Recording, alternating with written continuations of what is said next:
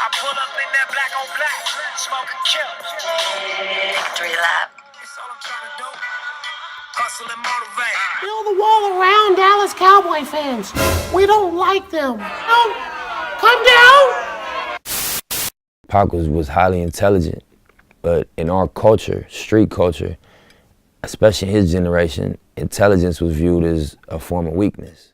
Today on the show, we have Nipsey Hussle, the great. He was a father and a brother, a prolific community activist. Before you know where you're going, you got to know where you're from. So where are you from, Nipsey? In that part, it's East Africa. It's called the Horn of Africa. Ethiopia, Eritrea. The political divide is not, doesn't trickle down to the people. Everybody still feel like they want people, and they, you know, everybody has pride in their country because it was a war fought. It's always amazing to know who you are and where you come from. Nipsey, you look like a smart man. Describe yourself using your knowledge and experiences. Tupac of my generation, young black nigga trapped and he can't change it. Know he a genius, he just can't claim it. Cause they left him no platforms to explain it. He frustrated so he get faded. But deep down inside, he know you can't fade him. And I've had that thought myself, and I'm sure these young people coming up trying to put two and two together deal with that, you know. So that was just an honest reflection on my mentality before I was embraced by music, and, you know, got recognized and started to make money off of my art. Your music is truly inspiring, and so are your clothes. Tell us more about your clothes. The clothing store is actually an idea of my brother's. My big brother, he always saw opportunities where other people might not have, and he was like, you want to start a t-shirt store. And it evolved from there. This right here, this Crenshaw blue and yellow, that was like the original Crenshaw High School inspired Darryl Strawberry year when he played for Crenshaw, played baseball for Crenshaw High School.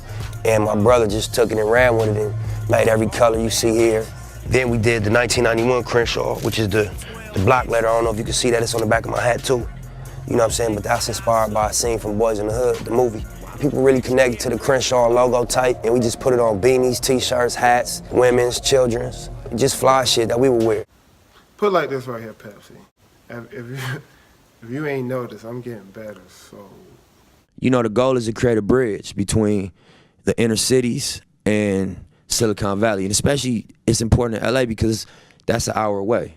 You know, that's an hour flight, Silicon Valley from Los Angeles, and there's minimal representation. I'm glad you brought that up. Yeah, I heard you made up this thing called Vector 90. Explain Vector 90 for us, please.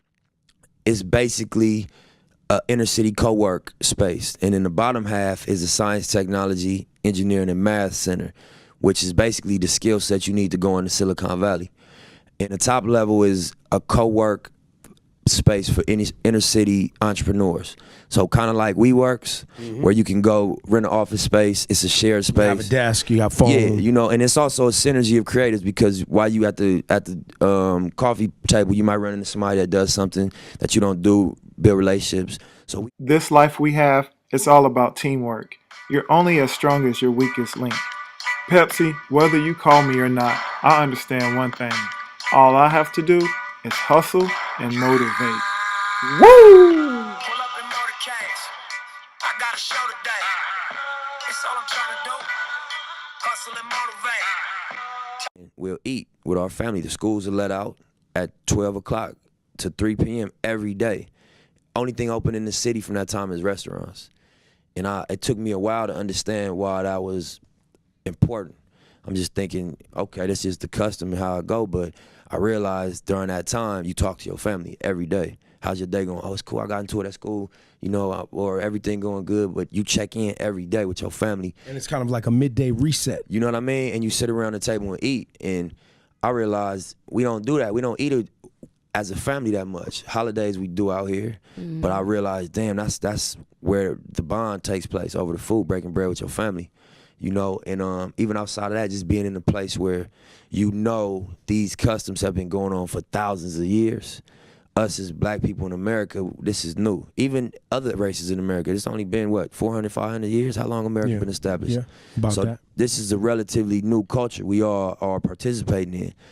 And to know that the customs that of the land that you in are thousands and thousands of years old does something also. You kind of feel like there's been a trial and error. So whatever ended up sticking around, this must be some value to this.